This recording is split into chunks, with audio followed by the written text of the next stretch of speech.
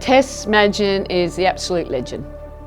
And, you know, she was just the right person at the right time.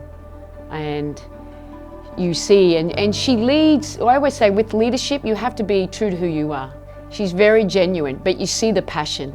I mean, you know, she gets very emotional about what it actually means to be an Opal.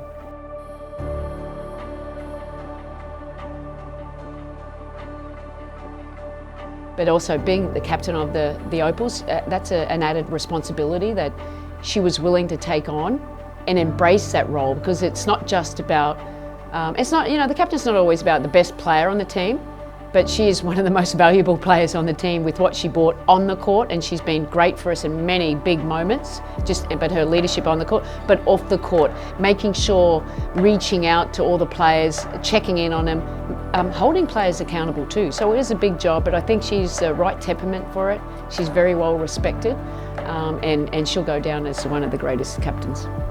I think, you know, that was kind of already done before the leadership group was established. I think by having everyone's voices heard, Joe Banning and Darren Smith were the facilitators of the group sessions in those early days, and I think they really set great foundations for what was going to come. And once your voice is heard and you feel like you're empowered and that you matter, it makes, you know, the leadership group's job a lot easier.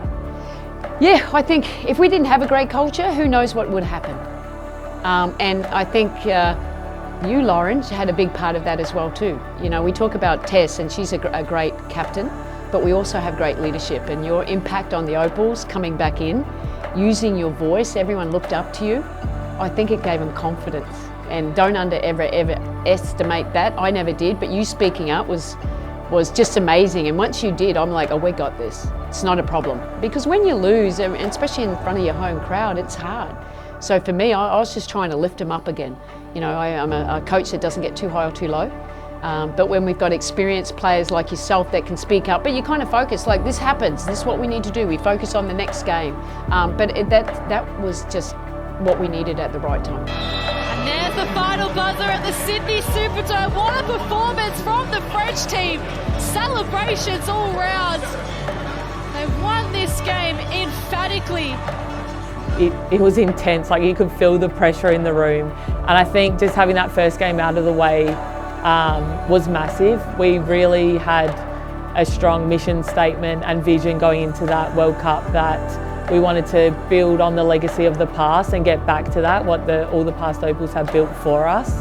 But then also, being a home World Cup, we wanted to inspire the next generation. So we had, and obviously we wanted to win a gold medal to do that. So we had all this pressure on us. I think by getting that first game out of the way was massive. Lauren Jackson gave us a few very stern words, which were very needed. And I think, you know, having her, she wasn't a designated in the leadership group, but she was always a leader.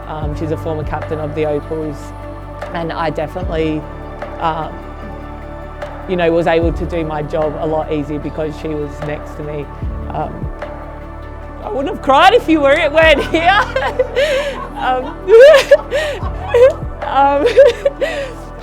Yeah, so she definitely made my job a lot easier. She gave us a few good home truths, and from then on, I think we were able to, you know, play up to our abilities, play to our potential, stick together, which was the main thing that I was proud of as a leader of that group, was that it didn't all fall apart like it had previously. We stuck together, we knew we had done all the work, and we would be okay. It's hard to win, you know, winning is hard, and winning in major tournaments with limited preparation is even harder.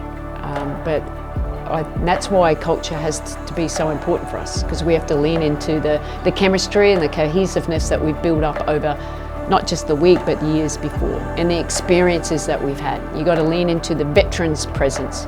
But winning is hard. But when you do lose, it's just reminding them, you know, okay, what we didn't do well. You know, in Nigeria, we had one of the worst games I've ever seen. It was terrible, but we had to be quick learners because the next game was coming. So for me, it's more like, okay, we've got to learn from it, we've got to let it go, we've got to work on what's the solution. George for three. Wow, what a game George is having. And I think I'm a solution-based coach in that regard. I don't get too high or too low because the players are already disappointed. So for me, even though I've got to just focus on the moment, and we just got back to it, you know, we talked about we just got to win the next game, and that was all. I just kept it really, you know, specific. We just got to win the next game. We got to win the first quarter, and we came really specific at how we wanted to play, and just really proud of the resiliency and the belief in not just the system but in each other, that we could do it. And that's probably what made me the most proud of these experiences these last 4 years.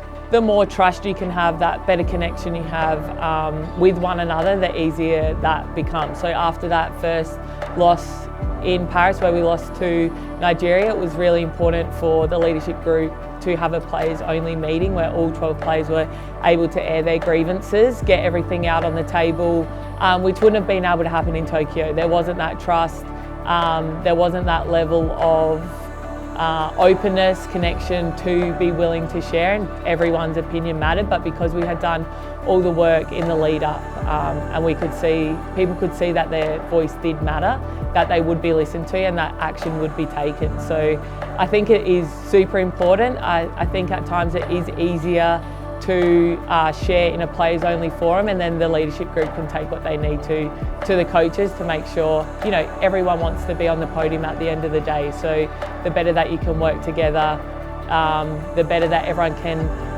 kind of air what's frustrating them, and so we can put things in place to make sure everyone's able to succeed is really important. Leadership is the most selfless task you could imagine. It's, you know, the saying that leaders eat last really is true. If you want to be a good leader, you kind of have to put all your own needs to the side and you know, try and fill your cup as much as possible when you can, but it really is a selfless role. It's a massive responsibility, and if you want to do it well, yeah, you have to be a leader from the bottom up and make sure everyone above you is doing okay, because in the long run that does make your job a lot easier as well.